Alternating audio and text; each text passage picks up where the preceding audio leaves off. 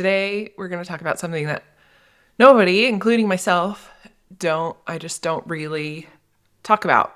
I talk about down payment and credit and mortgage terms and blah, blah, blah.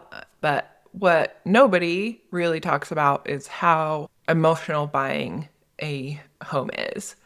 So today we're going to talk about that. I often joke that I am kind of quasi like therapist and I wish I could write prescriptions for some Xanax for everybody during the whole home buying process.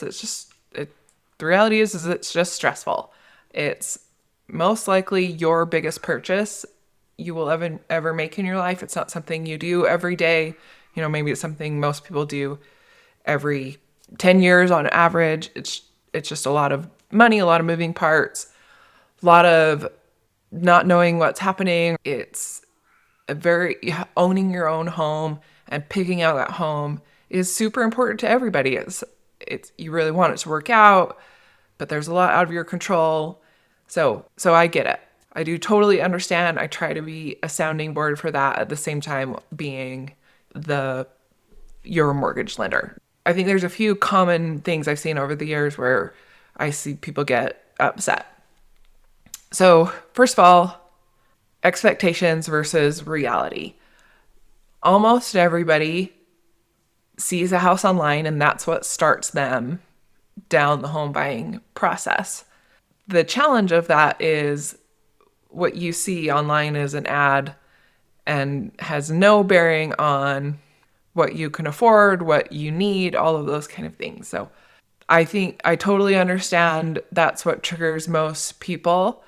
What you see online doesn't always match reality. So if you see a house, you fall in love with it, you visualize yourself moving in, and either you can't buy it for whatever reason or you've missed it. A lot of times what you see online, if it's an immaculate, beautiful home, it's going to go pretty quickly. I have literally had people come in my office and I've had to tell them quote unquote bad news and they've literally cried. And like I said, it's your home. I totally understand. So there's the purchasing part, the shopping part of the home. There's the mortgage part, which is also very stressful. There's a lot of moving pieces, a lot of hurry up and wait, a lot of things that are out of your control. And then, of course, there's always the surprises that come along. Surprises in maybe something costs more than you thought it was, or a problem came up. You have some sort of expectation of like what should be required versus what is being required. Also, just kind of the fear of making the wrong decision. Should you lock your rate? What if this house isn't worth what it says, what I think it's worth? What if rates come down? That's totally all normal things. So how do you protect yourself? If you've listened to me at all, I beat the drum of getting pre-approved early. I love when people say, I want to buy in 6 months. Great. I love that because then we're dealing with a situation, one, that we have time to improve, and two, we're ready if the house that you do love does pop up. You know what your budget is, you know what your numbers are, and this is where I get very, I'm not being emotional. Part of me wanting people to get pre-approved early is because it does eliminate that factor of falling in love with the home before you're ready. The other thing we do is understand the process. Also helped by being early in your pre-approval process, we have plenty of time to talk through what the steps are, what documentation you're going to need, what to expect. And we can be early and have time if something does come up. So I always tell people I will walk them through the process, but always ask questions. There's a lot that happens in the mortgage process. I'm going to throw a ton of terms at you. Not only are you dealing with the loan, but you're dealing with the other parts of your transaction, like your inspection and just packing up and moving and trying to get all of that timing to work up. Repeat your questions, ask dumb questions. It's all good. I don't have any problem with that. I would totally rather have my clients ask me 10 times over and understand what is happening than just kind of like going through the motions. And I would say that is probably true for everybody else involved in the transaction. ask your questions, make sure you understand what you're signing. At the end of the day, it's your money, your credit on the line. You're the one who has to make the payment. So make sure you're clear on what you're getting into. Another thing to consider is what really are you comfortable with on your budget. Try not to go to the very top of what you qualify for. A lot of people are having to do that right now just because things are so expensive. But anything you can do to save yourself some money, I think just relieves some pressure for you once you start making that payment. And have someone you can talk to about all of this. Like, talk to your friends, talk to your family. Don't get advice from them. Get advice from your trusted professionals who do this every day. If you need to go vent to your mom, go vent to your mom. Go vent to ChatGPT, whatever. I actually do that sometimes when I'm really annoyed, and it helps just kind of blow off that steam for just a minute. All right, so let's talk about some other things during the transaction where a lot of people get nervous or scared or upset. First of all is the inspection. So the inspection doesn't really have anything to do with the mortgage. It's not required on my side. But what the inspector does is they go through all the stuff in the house, the plumbing, the electrical, check the roof. The appraiser does not do that. So they're going to give you a report that lists out all the little things that are wrong. That can be very overwhelming because they're going to point out almost every tiny little thing. I've had people cancel their contracts because the inspection just was so overwhelming. You have to really kind of take a step back and look at what's just normal wear and tear and maintenance versus what are really big problems. Now, if your inspection has like major problems with the electrical or plumbing, that's what it's for, to find those things that are a major red flag. Go through it and figure out what's a big problem and a real problem versus just like normal little things you can fix later. So just keep all of that in context. Don't let it freak you out. The appraisal, that's the part that I require on the loan. The appraiser's main job is to determine the value of the market value of the home.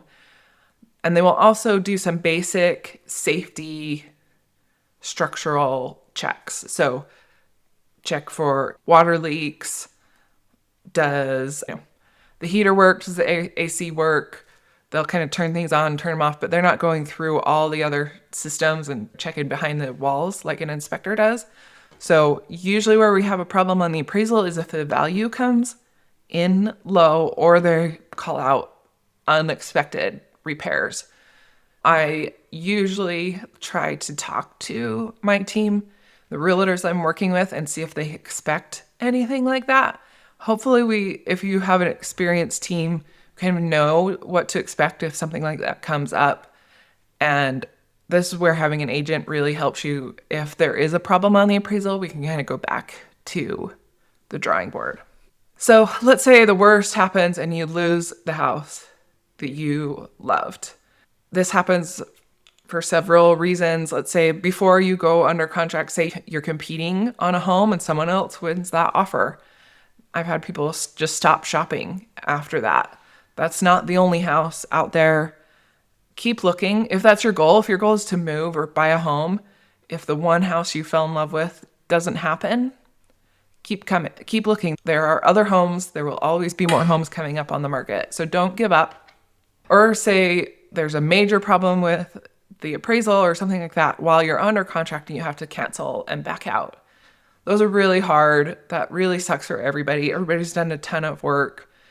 You've fallen in love with the home. But I will say almost always the right house works out.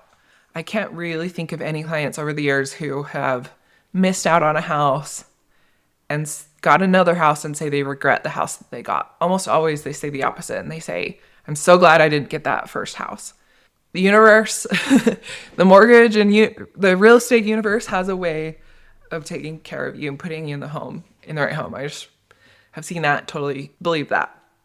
But having a good team, your realtor, your title people, your loan officer, having us all be able to work together makes that whole process, if something comes up, totally easier. So I will say buying a home is stressful. It's a lot of money. It's a short-term stress for an awesome reward in the end. You're going to build equity. You're going to own something yourself. So the buyers who go through this process with the least amount of stress are the ones who are practical about it.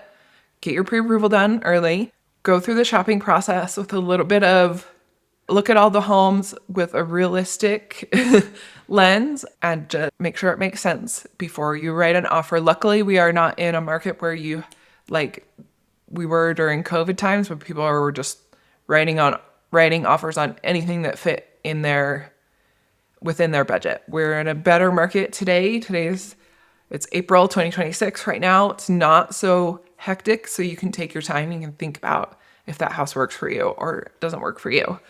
So that's it. I wanted to touch on those things. It's really normal, all okay. Please lean on us as your team. If you've owned a home before, drop a comment. I want to hear what the most stressful part of the process was. And if this video was helpful for you, give me a like and a subscribe. Thanks.